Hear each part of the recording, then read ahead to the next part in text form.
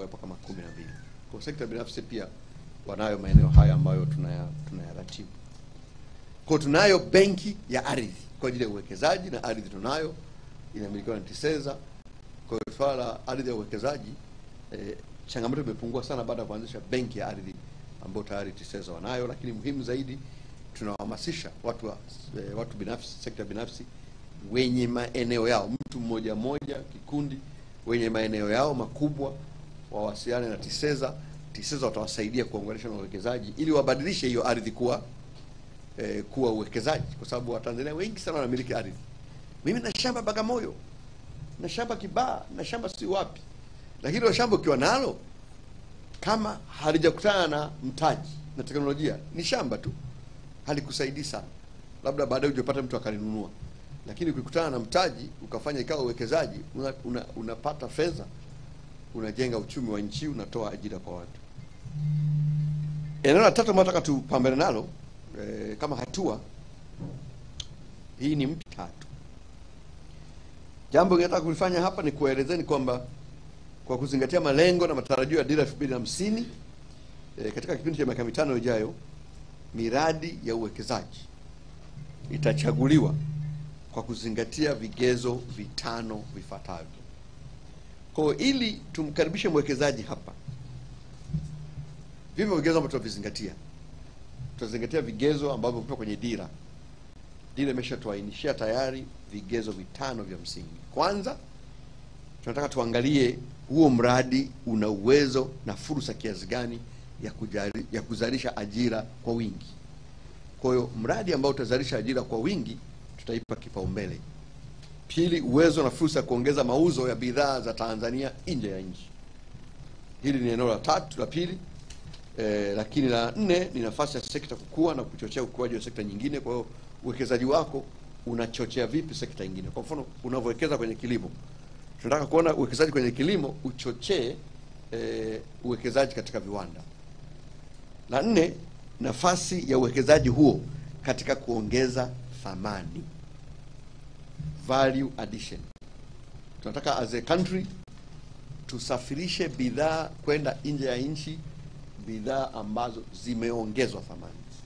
Hii habari ya kusafirisha bidhaa ambazo unasafirisha wanaita raw materials, hapana. Tunataka bidhaa zetu zisafirishwe nje zikiwa zimeongezwa thamani, na ndio maana tumewekeza sana kwenye upande wa madini. Tunasisitiza wawekezaji wakija hapa sio tu kuja kuchimba madini hapa. Unachimba madini, unaenda kuongeza thamani, wanaita benefication hapa Tanzania, badala ya kusafirisha madini kutoka kwenye mgodi moja kwa moja bandarini. Kutoka kwenye mgodi uende kwenye kiwanda ndio uende bandarini. This is the new policy ambayo Mheshimiwa Rais ametuelekeza tuisimamie. Na namba 5, fursa ya sekta katika kukuza mapato ya serikali. Naelewa. Fursa ya sekta katika kukuza mapato ya serikali. At the end of the day, serikali lazima iwe na uwezo wa kuhudumia wananchi wake. Sasa uwezo huu unapatikana kwenye mapato. Kwa lazima mapato ya serikali yaende kukua. Kwa hiyo tukitathmini uwekezaji wako tukagundua kwamba unatupa kodi ya kutosha, huo uwekezaji lazima upewe kipaumbele, kwa sababu unaenda kujenga uwezo wa serikali wa kuongeza mapato. Kwa hivyo ndivyo vigezo 5 ambavyo tunavizingatia. Hata nyinyi waandishi wa habari mnapotathmini, angalieni haya mambo 5, ndio muhimu sana kwa nchi katika miaka 5, kwa kweli katika miaka 25 ijayo, kwa kuzingatia dira yetu. Na kwa kuzingatia vigezo hivi, uwekezaji ambao utapewa kipaumbele utazingatia maeneo yafuatayo. 1, kilimo na uchakataji wa mazao ya kilimo. Kilimo bado ni sekta muhimu katika nchi yetu, na bado potential yake hatujaitumia vya kutosha. Kwa hiyo uwekezaji katika sekta ya kilimo utapewa kipaumbele. Uzalishaji wa bidhaa muhimu kwa matumizi ya ndani na ambazo tunaagiza kutoka nje. Hapa kuna bidhaa nyingi tunaagiza kutoka nje. Ukiangalia takwimu za mwaka 2024, tuliagiza nje takriban bidhaa 96 zenye thamani ya shilingi takriban trilioni 15. Tumetumia trilioni 15 kuagiza bidhaa kutoka nje, bidhaa 96. na wataalamu wameshafanya uchambuzi. Zipo bidhaa ambazo tuna uwezo wa kuzizalisha ndani, na tumetambua angalau kwa haraka bidhaa 8, na tukifanya hivyo tuna uwezo kuokoa takriban shilingi trilioni 2.5 kwa haraka kabisa. Baada ya kupeleka hizi fedha nje, fedha hizi zizunguke ndani, zitazalisha ajira, zitakuza uchumi. Kwa hivyo tumeamua kwamba bidhaa hizi, tulikuwa tunayo sukari, lakini sukari tumeiondoa kwa sababu kuanzia mwaka kesho Tanzania itakuwa inajitegemea kwa uzalishaji wa sukari. Kwa hiyo tumeiondoa. Tayari bidhaa ya kwanza kabisa ilikuwa sukari. Sasa kuanzia mwakani viwanda vyetu vimepanuliwa sana. TPC Kilombero, Kagera Sugar, vyote tumeanzisha viwanda vipya hapa Bagamoyo, kule Morogoro, na kuna wawekezaji wengi pia wanaenda kuomba vibali vya kuwekeza kwenye sukari. Kwa sukari kuanzia mwaka kesho 2026 hatuhitaji kuagiza sukari kutoka nje. Sana sana tutakuwa tunapambana kutafuta masoko ya kuuza sukari nje. Kwa hiyo tunashukuru Mungu kwamba hili limeondoka. Bidhaa ya pili ambayo tunataka tupambane ni mafuta ya kupikia. Tunaagiza mafuta ya kupikia mengi sana, wakati nchi yetu ina nafasi nzuri ya kuzalisha alizeti. Mafuta ya alizeti ni mafuta ya high class, yanahitajika sana hata kwa wenzetu kule. Kwa hivyo nataka kuanzisha mashamba maalum na viwanda maalum kabisa kwa ajili ya kuzalisha mafuta ya alizeti. Hata tuna wawekezaji wa kutosha, wanakwenda Dodoma, wanakwenda Singida, wanakwenda Kigoma na maeneo mengine kwa ajili ya kuanzisha ili kulima alizeti. Sasa hivi changamoto ambayo tunayo hapa ni kwamba tuna viwanda vya alizeti hapa vya kuchakata mafuta ya alizeti, lakini havina raw materials, malighafi hamna. Kwa hiyo vinazalisha miezi 3-4 vimefungwa. Kwa hiyo ambacho tuna strategy ambayo tunakuja nayo mkakati ni kwamba kuwe na value addition. Wao wenye viwanda wawe na mikataba na wakulima. Kwa hivyo unalima kama unafanya kwenye miwa, unapewa shamba, unalima kwa lengo la kulisha kiwanda, unakuwa na mkataba wako kabisa. Wakulima wengi wakishakuwa na uhakika wa soko watalima. Kwa hivyo hili ni eneo ambalo inaitwa value chain. Unaanza kwenye shamba mpaka kwenye kiwanda. This is a new strategy ambayo tunakuja nayo ili tuweze kujitegemea kwenye eneo la mafuta ya kupikia, hususan mafuta ya alizeti, kwa sababu tuna bidhaa hapa. Nyingine ni ngano. Bado tunaagiza ngano nje karibu 90%, na nafasi ya kulima ngano Tanzania ni kubwa. Ngano inatumika kwenye maeneo mengi sana, nyinyi mnafahamu hapa. Vyakula mnavyokula vingi ukishika tu katika vyakula 5, 3 mpaka 4 vitakuwa ni ngano. Iwe ni mkate, iwe ni kwenye mabia huko wapi, ngano inatumika mno. Na tuna nafasi nzuri ya kulima ngano. Nataka tuvutie uwekezaji kwenye eneo la kulima ngano ili tuachane na habari hii ya kuagiza ngano kutoka nje. Mambo mengine kama furniture na kadhalika. Kwa yote haya tumezitambua bidhaa ambazo tunaenda kuweka nguvu ya ziada ya kuweza kuzalisha nje ili kujitegemea katika maeneo haya na kupunguza matumizi ya fedha za kigeni kuzipeleka nje, lakini pia kuchochea uwekezaji ndani na hivyo kuchochea swala la ajira. Eneo la tatu ni ufugaji. Lazima kuanzisha malisho ya mifugo, ranchi za kibiashara. Tuna mifugo mingi hapa, sisi ni nchi ya pili nadhani kwa wingi wa mifugo barani Afrika, lakini bado ufugaji wetu sio ufugaji, ni uchungaji. Kwa swala la kubadilisha uchungaji kwenda ufugaji ni swala la muhimu, ili ng'ombe moja aweze kuzalisha maziwa ya kutosha. Tuna viwanda vya maziwa hapa, lakini ukiongea na kina asasi wanapambana kutafuta maziwa. Hiyo ni changamoto kubwa sana. Tumechochea viwanda, wanajenga, halafu raw material kwa maana ya malighafi inakuwa hamna. Sasa hili ni eneo ambalo tumeona kama ni fursa kubwa, lazima tuwekeze katika swala zima la ufugaji wa kisasa. Kwa hiyo ni eneo ambalo litaenda kupewa kipaumbele kikubwa sana kwenye eneo hilo. Na ranchi zetu ziendeshwe kibiashara. Tuna ranchi hapa, nyinyi mnazifahamu, ukienda hapo Kongwa, maeneo mbalimbali tuna ranchi nzuri tu, lakini kwa kweli haziendeshwi kibiashara. We have to transform these ones into commercial entities. Zifanye biashara, wape watu wa sekta binafsi ziendeshe, ambao wanaweza kufanya vizuri zaidi. 4 ni uvuvi na ufugaji wa samaki. Na tayari ukienda Mwanza kule, swala la vizimba limeanza kupamba moto, lakini eneo ambalo pia tunahitaji kuliboresha. Uwekezaji mkubwa sana kwenye uvuvi wa kisasa. Ndio maana serikali inajenga bandari ya kisasa ya uvuvi pale Kilwa. Kwa sababu bado hatuna deep fishing. Uvuvi wetu tunafanya ni wa kawaida tu. Ukienda pale wavuvi wetu wanaojua mitumbwi wanaokota samaki, lakini hatujawafuata samaki chini. Na sisi tuna water bodies za kutosha hapa, maziwa, mito. Tuwekeze kwenye teknolojia ili tukafanye deep fishing eneo la samaki ni eneo ambalo linaweza kutupa very big economic value, na yenyewe tunaweza kuchochea uwekezaji kwenye eneo haya ili tuweze kuvutia. Kuna utalii sihitaji kuelezea sana, mnafahamu, lakini kikubwa sana kwenye utalii tunataka tufungue utalii mwingi kuzungumza hapa. Tutazungumzia wapi? Wapi? Si huko Serengeti, huko Kilimanjaro kaskazini. Tunataka tufungue kaskazini nyingine zisizopungua 5. Tayari imeshaanza kufunguka Mikumi. Lakini nataka tufungue kwa Ruaha. Ruaha is the best national park tulionao katika Tanzania kuliko hata zile za Serengeti. Lakini kwa sababu hatujaifungua, ukienda kule Bugiri, kwa we want to open kaskazini zingine 5 katika utalii. Hii ni eneo ambalo linaweza kutupa fedha nyingi tu, lakini utalii wa beach hatujatumia vizuri. Mwambao, sisi tuna beach nzuri mno, lakini bado hatujatumia vizuri. Tunadhani ni eneo ambalo tukishirikiana na sekta binafsi ya ndani na nje ya nchi tunaweza kukuza utalii. Ili ni eneo ambalo tumeliamaki kwamba lazima lifanyiwe kazi, na nafasi kubwa sana kukuza mapato ya taifa hili na kukuza uchumi wetu na kufungua ajira kwa vijana. La 4 ni ujenzi wa majengo. Ujenzi wa majengo, iwe ni nyumba, iwe ni ofisi, iwe ni kumbi za mikutano, ni fursa kubwa sana. Na kwenye ilani yetu tumeeleza kwamba tunaenda kuanza na miji yetu hapa kuanza kuihuisha na kuipanga upya.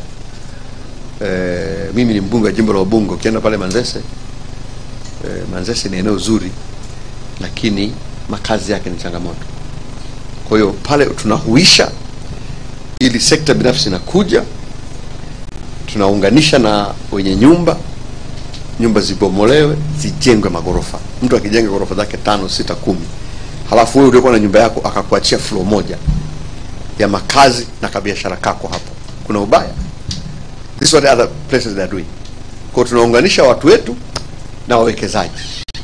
Mwenye hela zake anakuja anajenga gorofa zuri, halafu wewe mwenye nyumba yako ulikuwa na kachuma kako kamoja viwili, unapata ka floor, unapata sehemu ya kuishi wewe na watoto wako, lakini pia unapata kaeneo ka biashara kuingizia kipato, na yeye anafanya biashara katika maeneo mengine.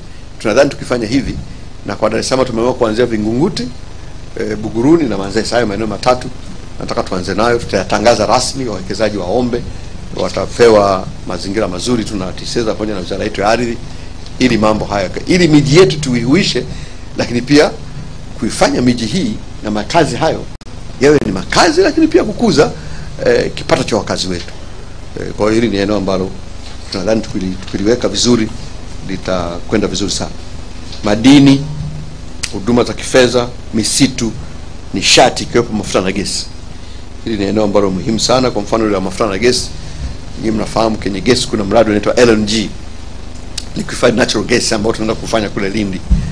Ni mradi mkubwa wenye thamani ya dola za Kimarekani bilioni 42. Ni mradi ambao uwekezaji wake ni nusu ya pato lote la Tanzania. Pato la Tanzania kwa sasa ni dola za Kimarekani bilioni 85. Huu mradi unaingiza dola bilioni 42. Kwa hiyo mradi mmoja unaona unabadilisha kabisa hali ya uchumi wa Tanzania. Ni mradi mkubwa na serikali ipo makini, na tupo katika hatua ambazo mradi unaenda kuanza. Kwa hiyo ni maeneo ambayo tunaipa kipaumbele, lakini muhimu sana kwenye swala la ujenzi wa viwanda. Ndio maana safari kwenye ilani tumesisitiza mradi wetu wa Liganga la chuma lazima uanze. Tuanze kufua chuma hapa, iwe ni source nzuri ya kujenga viwanda. Sasa katika kuchochea uwekezaji unaoleta tija zaidi na kutoa fursa kwa vijana, serikali inaenda kuchukua hatua mahususi 5 zifuatazo kwa lengo hasa la kuchochea ajira kwa vijana wetu, na hususan vijana ambao wanamaliza vyuo vikuu na vyuo vya ufundi. Kuna changamoto duniani na hususan kwenye nchi za Afrika kwa kitu kinaitwa graduate unemployment, ukosefu wa ajira kwa vijana wanaomaliza vyuo vikuu. Hili ni eneo ambalo linaisumbua Afrika ikiwemo Tanzania, na hatuwezi kufunga vyuo. Lazima tuje na mikakati tofauti ya kuwasaidia vijana kupata kazi. Na kazi yenyewe mnafahamu, kwa zamani sisi tukisoma unamaliza chuo kikuu unaajiriwa serikalini.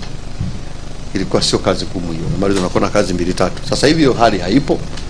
Ajira serikalini zipo chache sana na haziwezi kuabsorb watu wetu wote wanaomaliza vyuo vikuu na vyuo vya ufundi.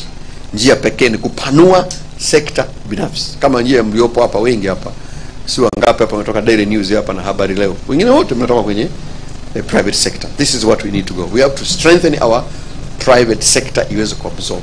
Kwa mikakati ambayo naenda kueleza hapa ni mikakati ya kuweza kufungua sekta binafsi, hususan kwa vijana wenyewe. Wao biashara, wajiajiri na waajiri wenzao. Kocha mwaka huu kabla hujaisha, anzisha kituo maalum cha kuhudumia na kuwezesha wawekezaji vijana.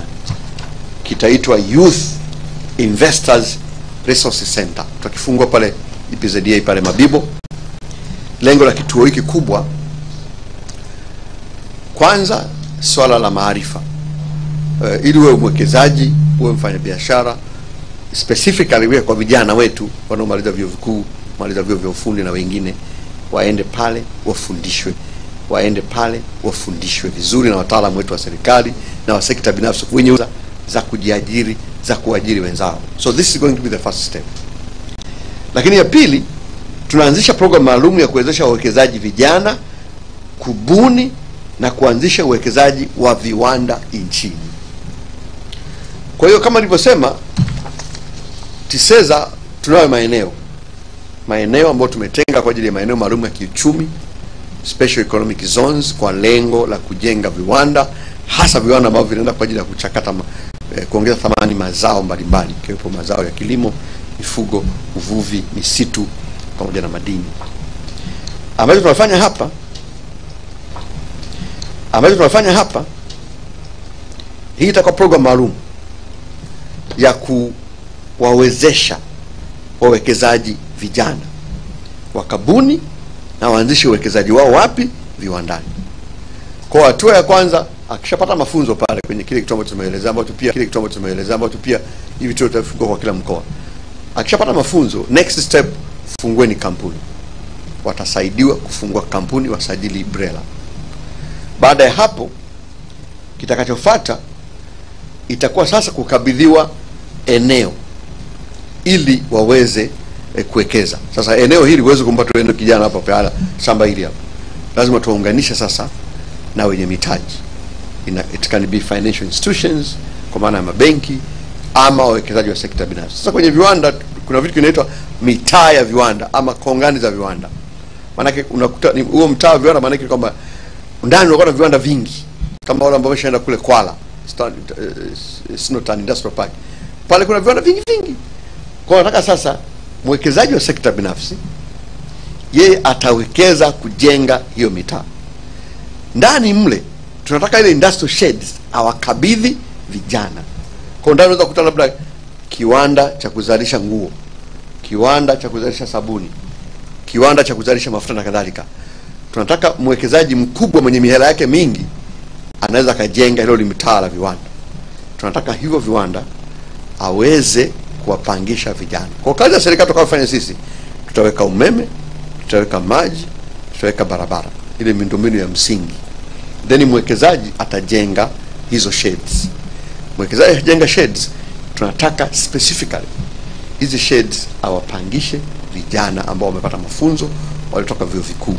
Akiingia hapo kijana, wapo vijana 5, 10, 15 wanamiliki kiwanda chao. Kwa hivyo hapo wataajiriana wenyewe. Kama ni engineer wataajiri engineer, kama ni human resource hapa, kama ni mhasibu hapo. Kwa vijana wanakuwa wanamiliki viwanda vyao. Na tayari tumeshazungumza na mabenki mbalimbali kama Tanzania Bank, TCB, CRDB na mengine ambao wapo tayari kushirikiana na sisi katika hili. Na sisi kama serikali, hatua ya kwanza tutatoa mafunzo, lakini hatua ya pili tumetenga maeneo. Kuna eneo zuri sana lipo kule Dodoma inaitwa Nala. Tumetenga ekari 100 kwa ajili hiyo. Pwani, eneo hot kabisa pale Kwala, tumetenga ekari 20. Mara Bunda tuna eneo zuri pale, tumetenga ekari 100. Ruvuma Songea tumetenga ekari 100, na Bagamoyo Pwani tumetenga ekari 20 kwa kuanzia.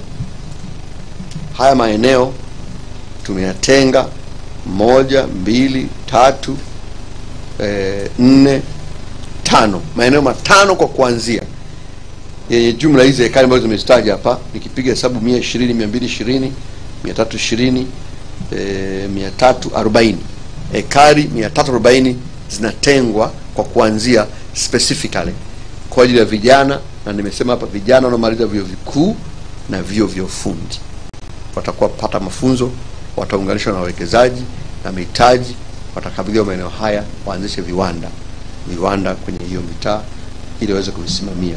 Kwa hiyo ni jambo ambalo kubwa zito, na maana tumetenga maeneo matano kwa kuanzia, tuyafanyie tuone hatua ambayo tutapiga. Na hao vijana watapatikanaje? Wenzetu watiseza watatangaza.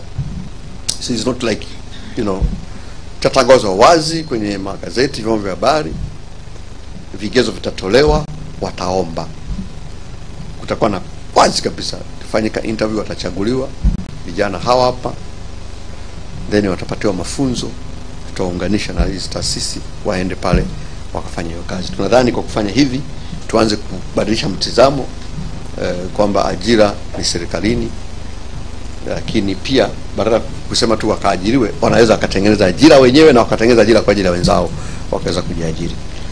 Hilo ni eneo la pili. La tatu, tutasogeza huduma za mamlaka ya uwekezaji na maeneo maalum kiuchumi kufika kila mkoa. Kuelekea huko mbele, nataka kila mkoa ufungue ofisi kama ambayo ipo hapa kwa kila mkoa. Kwa kama ni Singida, unakuwa na ofisi ya TISEZA pale, inatoa huduma kwa wawekezaji pale pale badala kufunga safari kuja Dodoma ama kuja Dar es Salaam. Hilo ni eneo ambalo tulishaagizwa na Mheshimiwa Rais, tunaenda kulisimamia kwa kushirikiana na wenzetu wa ofisi ya Waziri Mkuu TAMISEMI. La nne, kwa kushirikiana na sekta binafsi kujenga miundombinu ya uwekezaji wa viwanda nchi nzima. Nimeshalieleza hili. Kwa hili ambapo tumeanzisha program fupi, tungetamani isambae nchi nzima. Tukifanikiwa hili, tunaona kwamba inaweza kuwa ukombozi uko mbele na utapunguza gharama za Watanzania kuweza kuwekeza. La mwisho, la tano, ni kubuni na kuanzisha vivutio vipya vya uwekezaji mara kwa mara. Ili sasa hawa waweze kufanikiwa, lazima itabidi kutengeneza vivutio vipya katika maeneo haya, vya kikodi na visivyo vya kikodi, ili kuweza kuwarahisisha mazingira ya uwekezaji, ikiwemo kuweka miundombinu muhimu, kwa mfano maji, umeme, barabara, ili iweze kufikika na kuunganisha na masoko. Ndio maana tumechagua maeneo ambayo yapo karibu na reli, ili iwe rahisi kusafisha bidhaa ambazo wanaziuza kwenda kwenye masoko mbalimbali. Na mwisho, katika eneo hili niseme kwamba katika kuendelea kuimarisha mazingira ya biashara na uwekezaji nchini, serikali inakamilisha mapitio na maandalizi ya mkakati mpya wa kuboresha mazingira ya biashara na uwekezaji nchini. Nyinyi mnafahamu kumekuwa na blueprint tangu mwaka 2018. Imeshakaa zaidi ya miaka 5. Kwa mwaka huu tumeshaipitia, tunaandaa mkakati mpya wa kuweza kuboresha mazingira ya biashara nchini. Na tumekuwa tukipimwa huko duniani, tunapimwa jinsi ambavyo mazingira ya kufanya biashara ni rahisi katika nchi yetu na nchi zingine. Na sisi katika kuhakikisha kwamba tunajiimarisha kwenye eneo hili, kupitia tume ya mipango, tunaenda kuanzisha sasa utaratibu wa kushindanisha mamlaka za serikali za mitaa, jinsi wanavyoweka mazingira mazuri ya biashara na uwekezaji. Kwa hiyo tutazilangi kuanzia mwakani, mamlaka zote pamoja na mambo mengine zitakuwa na kigezo cha kupimwa jinsi wanavyoweka mazingira mazuri ya uwekezaji. Kwa hiyo kila mwaka tutatangaza mamlaka gani ilifanya vizuri na mamlaka gani ipo ya mwisho. Lengo ni kuona kwamba mamlaka za serikali za mitaa zinakuwa vituo vya kiuchumi badala ya kuwa vituo tu vya utawala. This is very important.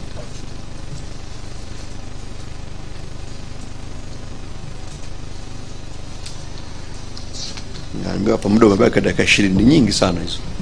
Sasa hivi namaliza. Sasa mimi ni mwalimu, kwa hiyo namalizia eneo la mwisho. La mwisho kabla ya mwisho ni hili la mipango ya maendeleo ya taifa katika kipindi cha miaka 5 ijayo, kwa maana ya Tume ya Taifa ya Maendeleo inaendelea maandalizi ya nyenzo za utekelezaji wa dira 2050.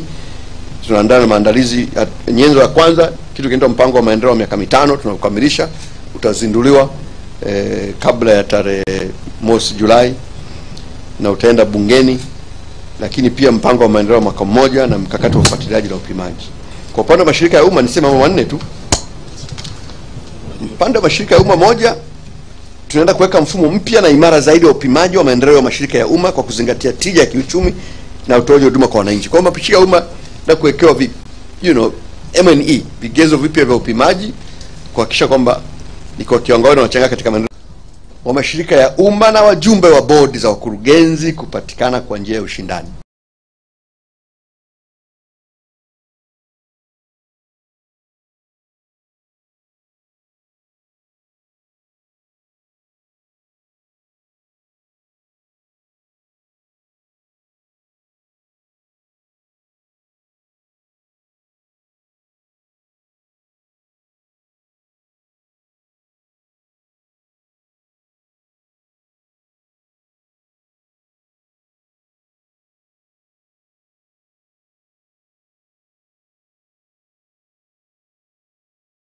Ili kuwa na wazi zaidi juu uko mbele wa Watanzania wenye sifa katika kuendesha mashirika. Uko mbele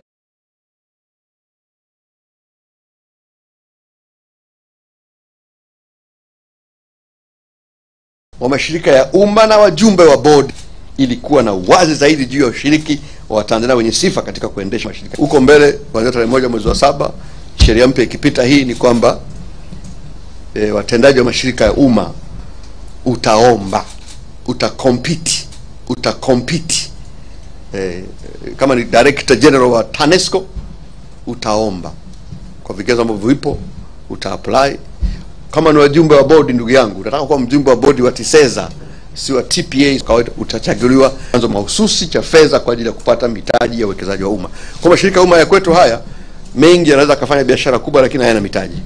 Kwenda kuanzisha chanzo mahususi kwa ajili ya kupata fedha kwa ajili ya kupata mitaji. Nimalizie hitimisho niseme tu kwamba matarajio ya serikali ya awamu ya 6 chini ya uongozi wa Dr. Samia Suluhu Hassan, Mheshimiwa Rais wa Jamhuri ya Muungano wa Tanzania, kwamba ifikapo mwaka 2030 hatua kubwa zitakuwa zimepigwa na mafanikio makubwa kupatikana, ikiwemo kwa mfano miradi ya uwekezaji kuongezeka, fursa za ajira kupanuka na mitaji ya uwekezaji kukua zaidi. Matarajio yetu ni kuzalisha ajira angalau milioni 8 na kuvutia mtaji wenye thamani ya dola za Kimarekani bilioni 50 ifikapo mwaka 2030. Pili, kuimarika kwa usimamizi, ufuatiliaji na upimaji wa miradi ya maendeleo kwa kuzingatia vigezo vya matokeo, kitu kinaitwa key performance indicators. Kwa kila wizara na kila taasisi ya umma itapewa viashiria vya kufikia na watapima kwa kuzingatia viashiria hivyo. Kwa hivyo tunakamilisha hiyo tunapoanza, kama sema, maandalizi ya utekelezaji wa dira 2050. Kila sekta, kila wizara itapewa specific key performance indicators, na mafanikio ya wizara na sekta itapimwa kwa kuzingatia viashiria hivyo. Na mwisho, mashirika ya umma kuwa na tija zaidi kwa kuzingatia mchango wao katika uchumi na utoaji wa huduma bora kwa wananchi.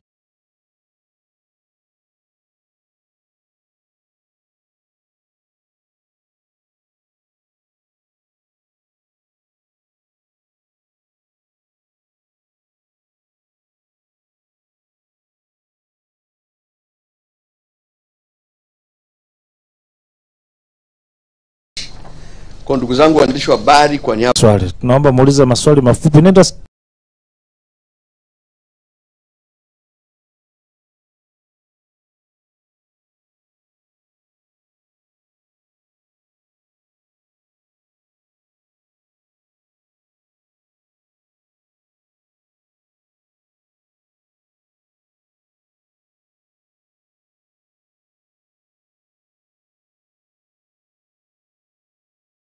mmesema mtakaa kuanzia namna ya mchakato wenyewe, vijana wanavyopatikana.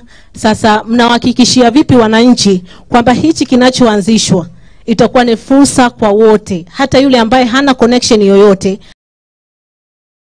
Kwa ni fursa kwa wote, hata yule ambaye hana connection yoyote anaweza akapata hiyo nafasi, kwa sababu issue ndio iko hapo. Kumekuwa na malalamiko mengi sana. Kingine umezungumzia kuhusiana na KPI kwa taasisi za umma, mashirika pamoja na wizara, jambo ambalo limekuwa likilalamikiwa kwa muda mrefu. Kwa namna gani sasa? Okay. Je, hizo KPI zitawekwa wazi kwa wananchi, kwa sababu vitu vingi wananchi wanalalamika hata kama mkisema huwa haviweki wazi, ili mwisho wa siku na wenyewe waje waweze kupima.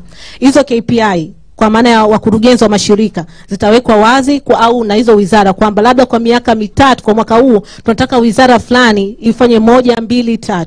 Je, jambo hilo litakuwa kwa uwazi? Asante sana. Maswali yako ya msingi sana. Asante. Tukusanye maswali. Tukusanye matatu labda. Habari. Jina langu ni Amani Mjege kutoka Jambo TV na maswali mawili.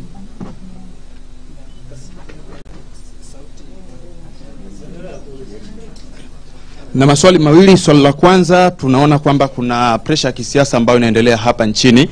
Sasa kuzingatia kwamba kuna hiyo pressure ya kisiasa, kama Wizara ya Mipango na Uwekezaji, na tunajua kwamba utulivu wa kisiasa ni moja ya vivutio vinavyowafanya wawekezaji waende nchi fulani. Kwa hali ambayo inaendelea sasa hivi nchini, hatuoni kwamba masuala ya uwekezaji na uwekezaji kwa ujumla unaweza kuathirika? Lakini swali la pili, tumeona jumuiya za kimataifa ambazo kiuhalisia ni wawekezaji wakubwa katika maeneo mbalimbali hapa nchini, lakini wamekuja na matamko mbalimbali ambayo yanahusu utawala wa sheria na haki za binadamu, wakieleza kwamba kumekuwa na ukiukaji wa haki za binadamu. Sasa wameanza kuonesha wasiwasi wao juu ya hali hiyo. Hatuoni kwamba kwa yanayoendelea ni kama tunapiga hatua 10 mbele lakini tunarudi nyuma hatua 100? Na wewe kama waziri ambaye unahusika na uwekezaji pamoja na mipango, una ujumbe gani kwa hizi jumuiya za kimataifa hasa katika eneo lako? Shukran. Mheshimiwa Waziri, mimi ni Suleiman Msuya. Natoka gazeti la Raia Mwema. Swali langu la kwanza ni kulikuwa na malengo ya serikali kwamba sekta ya uwekezaji ichangie kama dola bilioni 15 kwa muda fulani. Labda hiyo hatua kabla hatujaanza haya mchaka mpya, tangia Rais Samia alivyoingia ndio mikakati yake anazungumzia, tumeenda nje na yeye nani alikuwa anazungumza hayo na ulikuwepo. Hili liko kwa kiwango gani? Swali la pili ni uwekezaji kwenye kilimo. Umezungumzia hapo alizeti. Lakini dunia inaamini katika mafuta ya mchikichi. Ni kweli kulikuwa kuna hamasa kule Kigoma. Hili inaonekana hujalizungumzia kwa kina. Nini mkakati katika eneo hili, hasa mazao ya mchikichi ambayo mafuta yake ni bora na ni salama kwa afya ya binadamu? Lakini swali la tatu ni swala la uwekezaji. Kuna watu wanakuja kuwekeza, lakini wa ndani na wa nje wanapata changamoto sana kwenye taasisi ambazo zinasimamia.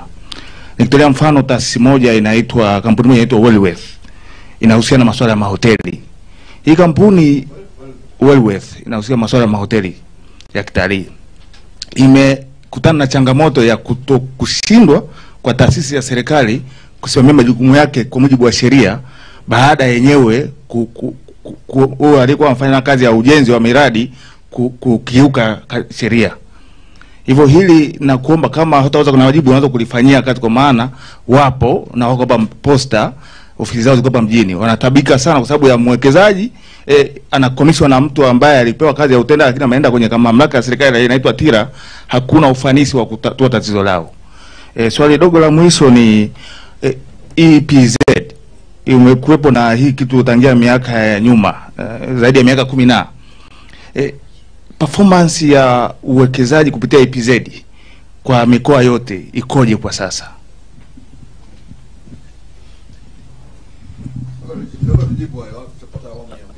Sawa mheshimiwa.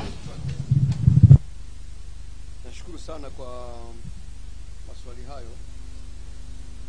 Tuanza na swali la Makrina wa Clouds. Crown,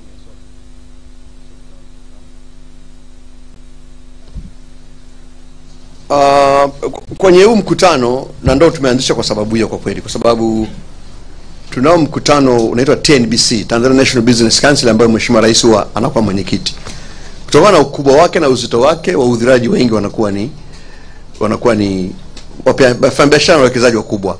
Sasa huwa mawaziri ambao tunafanya kila baada ya miezi mitatu utakava wawekezaji wote wakubwa na wadogo, na inawezekana tukaamua kabisa kwamba okay, kwenye kota hii tunaweza tukaita tu wawekezaji wa kati na wadogo, tena tukasema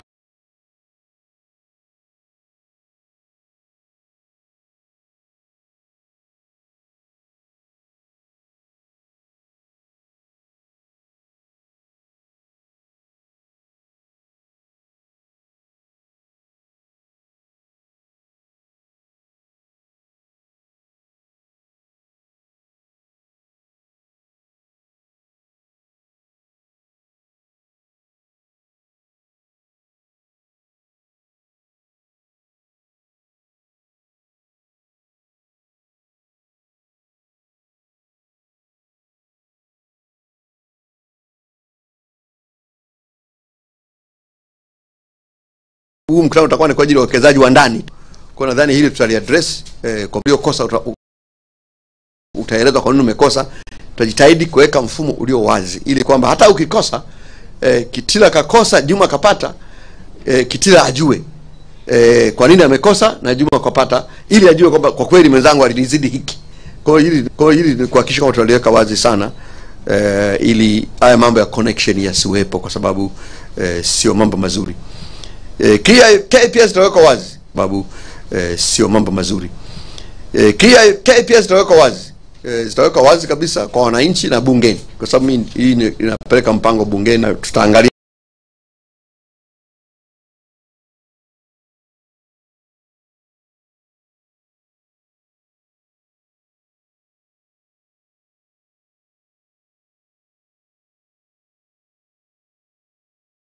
uwezekano wa kumwomba mheshimiwa waziri mkuu au hata kiongozi wetu mmoja wapo mkubwa ziweze kusainiwa mbele ya umma, kwamba mbele ya waziri mkuu wanasaini waziri na tume ya mipango juu ya vigezo hivi vya kupimana katika miaka. Na baada ya nyinyi waandishi wa habari, baada ya mwaka mmoja mnaangalia mwenzetu umefikia wapi. Kama uliahidi kuongeza kitu fulani kutoka 5 mpaka 10, tukupime statistically. Kwa hiyo ni kuhakikisha kwamba tuliweka wazi, na pengine tutamwomba mheshimiwa waziri mkuu aweze kukubali watu wasaini mbele yake, kwa sababu ndio msimamizi mkuu wa shughuli za serikali. Swali la pili, ndugu yangu Amani kutoka Jambo TV, pressure za kisiasa na jumuiya ya kimataifa. Ukifuatilia duniani hapa, kila nchi ina kipindi chake cha majaribu, what we call testing times, na sisi hii iliyotokea is one of our testing times. We shall overcome. This is not a permanent situation kwamba basi itakuwa hivyo, hapana. Tuta overcome, tuta address hizi concern ambazo wenzetu wamezieleza jumuiya ya kimataifa, na tayari tunazi address. Tunakutana nao, tunazungumza nao, tutawapa upande wetu, tutaelewana na mambo yataendelea. Kwa this was a testing time, we shall overcome. Kila nchi ina kipindi chake kigumu, kila nchi ina kipindi chake cha majaribu, na sisi katika miaka yetu 60 ilikuwa ni moja ya vipindi vigumu vya majaribu, lakini haimaanishi kwamba basi tutakuwa katika hali hiyo milele, hapana. Tutapita. Ni kama wewe tu, mwili wa binadamu unaishi vizuri, lakini kuna siku unaugua. Haimaanishi basi ukiugua ufa, unatibiwa, unasonga mbele. Kwa na sisi tutalitibu, tutaweza kushinda jaribu hili, tutarudi, tutaendelea kuwa nchi moja, bigger, more united, more democratic, yenye maelewano.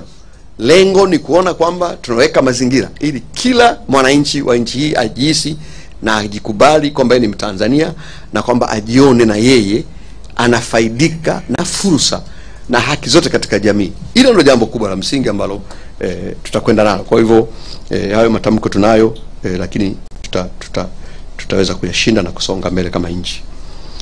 Swala la tatu, ndugu yangu Msuya kutoka Raia Mwema, lengo la bilioni 15. Where are we? Kama nimeeleza hapa, mwaka 2021 tulikuwa na 3.7 billion. Mwaka jana tumefika 9.3 billion. Tumeweza kuvutia 9.3 billion. Kutoka 3.7 mpaka 9. Utaona tumekuwa karibu mara 3. Ndio maana imenipa kiburi mwaka huu kuwapa lengo la bilioni 15. Wanaweza. Kwa tumewapa wenzetu TISEZA wapambane wafikishe dola bilioni 15, kwa sababu tumejipa lengo kubwa sana ifikapo mwaka 2050 Tanzania iwe na uchumi wenye thamani ya dola za Kimarekani trilioni 1. It means lazima tukimbie, hatuwezi kutembea, lazima tukimbie. Kwa hiyo sisi tumeshawapa hilo nani, watapambana nalo. Michikiti nimetoa tu alizeti kama mfano, lakini michikiti ni mafuta ya mawese hapa ni maarufu na ni muhimu, ndio tunapikana kwenye chipsi. Kwa hiyo mradi wa kuendelea kuwekeza kwenye michikiti unaendelea, lakini alizeti nimention kwa sababu ni rahisi kuliko michikiti, kwa sababu alizeti mwaka mmoja unavuna. Kwa hiyo tunalo pia. Uwekezaji usumbufu Wellworth, ili itabidi unipe taarifa tulifuatilie, tulifanyie kazi. Performance ya EPZA tunayo. Kwa mfano katika kipindi cha Julai mpaka Novemba mwaka huu ipo miradi 8 yenye thamani za dola za Marekani milioni 97, na tumeweza kuuza nje katika kipindi hiki tu dola za Marekani milioni 127.5. Kwa hiyo imekuwa ikifanya vizuri, lakini tunaamini kwamba tulivyowaunganisha na wenzao wa TIC, they have a chance of doing better and bigger. Nashukuru sana. Kwa hiyo tupate awamu labda ya mwisho, sababu sijui muda wenu. Asante. Naam. Asante sana Mheshimiwa Waziri kwa fursa hii. Mimi kwa jina naitwa Ali Mayala, ni mwandishi wa habari wa Daily News. Swali langu la kwanza nalielekeza moja kwa moja kwenye upande wa target, kwa maana ya ease of doing business and investment. Kwa sasa hivi kwa Africa ranking Tanzania tuko kwenye nafasi gani, lakini pia na global ranking, na matarajio gani, tuna matarajio gani in the next 5 years to come? Lakini pia kwenye upande wa technology tumezungumzia uanzishaji wa Youth Investment Resource Center. Je, serikali ina mpango gani sasa kuhakikisha kwamba kupitia Wizara ya Mipango na Uwekezaji inafanya partnership na global tech company, kwa mfano Microsoft, lakini pia Google na kampuni zingine, kuhakikisha kwamba vijana wa Tanzania pia wanapata maarifa na kuyaleta nchini, ili kuhakikisha kwamba na sisi tuna champion digital transformation kwa Afrika na duniani kwa ujumla. Swali langu la tatu ni kwenye upande wa mitaji ya uwekezaji. Tumesema kwamba target ni kuhakikisha kwamba tunafikia mitaji bilioni 50 US dollar. Swali langu la msingi ni kwamba je, hii itakuwa ni year, kwa maana kwa mwaka, au ni itakuwa kwa maana framework itakuwa mpaka lini? Asante sana. Asante sana. Naitwa Martin Joseph na natokea Radio Maria. Swali langu kwa Mheshimiwa Waziri ni kwamba umesema Mheshimiwa Waziri kuhusiana na kwamba watakaomaliza chuo ndio ambao watakuwa wakishughulikiwa na TISEZA. Vipi kuhusiana na hawa ambao tayari wamekwisha kumaliza vyuo, ambao wanatoka vyuo vikuu pamoja na VETA? Lakini pia juzi niliona habari ikiwaonyesha wanafunzi ambao walikuwa wamemaliza VETA wakiwa wanahitaji mikopo kwa ajili ya kujiendeleza. Moja ya suggestion ambazo nilikuwa ninaziona na ambazo nafikiri wanaweza wakazifanya TISEZA ni pamoja na hawa wanafunzi data zao zipo vyuoni. Kwa nini wasingekuwa wanachukua zile data kabla hawajamaliza vyuo? Wangekuwa wanawaingiza kwenye ile mikopo ya halmashauri ambayo inatolewa halmashauri moja kwa moja, wakapewa wao kama vile ambavyo wanafunzi wa vyuo vikuu wanavyopewa boom, na baadaye wakaingizwa kwenye system na hatimaye wakarejesha hiyo fedha serikalini na kuendelea na maisha yao. Asante. Asante Mheshimiwa Waziri, naona maswali yamekwisha, labda tuyajibu haya. Nashukuru sana Omar Mayala. Daily News Ease of Doing Business kwanza ilisitishwa mwaka 2021. Wakati ilisitishwa tulikuwa wa 141 katika ile ranking, lakini World Bank wameanzisha program mpya inaitwa Red Business. Ni kama inapima ile imeanza kuanzia mwaka jana, kwa hiyo tunatarajia tuanze kupata ripoti kuanzia mwaka huu. Kwa hiyo tutajua tuko wapi. Teknolojia ni ushauri mzuri, tutazingatia kwamba hiki kituo tutalink na wadau mbalimbali wakiwepo hao. Yote ambayo itakuwa available tutalink nao, kwa sababu serikali inaanzisha, lakini sio lazima ifanye yenyewe. Tutalink na watu wetu wa sekta binafsi wa ndani na nje ya nchi ili kuweza kusonga mbele. Mitaji hii 50 bilioni ni kama minimum in the next 5 years, isipungue kutoka kwenye uwekezaji kupitia TISEZA peke yake, isipungue. Kwa hiyo manake wastani kwa mwaka isipungue dola za Marekani bilioni 10. Kwa mwaka huu wakifanya kwa mfano 15, wakiendelea hivyo it will be more. Manake we can be talking about 75 billion. Kwa hiyo nimewapa this as a minimum threshold. Maritini vipi wale kusha kumaliza? Nimesema hapa